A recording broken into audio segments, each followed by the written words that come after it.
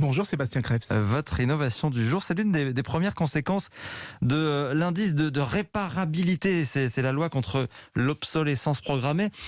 Et c'est du coup l'arrivée de premiers ordinateurs portables dont tous les composants désormais sont échangeables et réparables. Oui, et ça va nous changer des ordinateurs jetables actuels, vous savez, où les composants sont collés, rivetés, donc on est obligé de tout casser dès qu'on veut remplacer la moindre pièce. Et bien là, tout sera très simplement démontable, c'est comme du Lego, on pourra facilement remplacer la batterie, l'écran, la carte mère, si on veut plus de puissance, si on veut plus d'autonomie.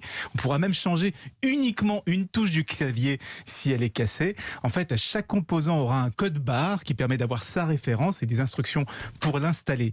C'est la startup Framework qui vient de l'annoncer, ce premier ordinateur portable qui est réparable par n'importe qui, et d'autres devraient suivre. C'est vrai qu'en général, dès qu'on a un problème, on nous dit qu'il faut le changer. Oui, c'est ça. Ça ne se répare pas. Alors, à quoi il ressemble cet ordinateur? C'est pas un énorme brontosaure au moins? Non, justement, c'est un petit boîtier d'1 centimètre en aluminium. D'ailleurs, il ressemble à un MacBook, au Mac.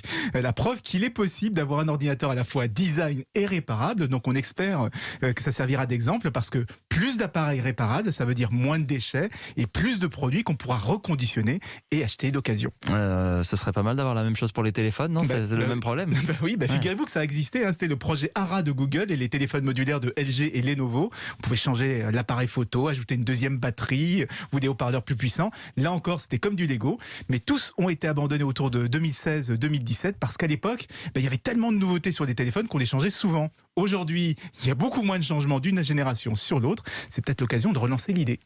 Oui, les téléphones réparables serait pas mal aussi de devoir les changer tous les ans ou tous les ans et demi. C'est vrai que ça revient souvent. Issa Mbida, l'innovation du jour, 6h52.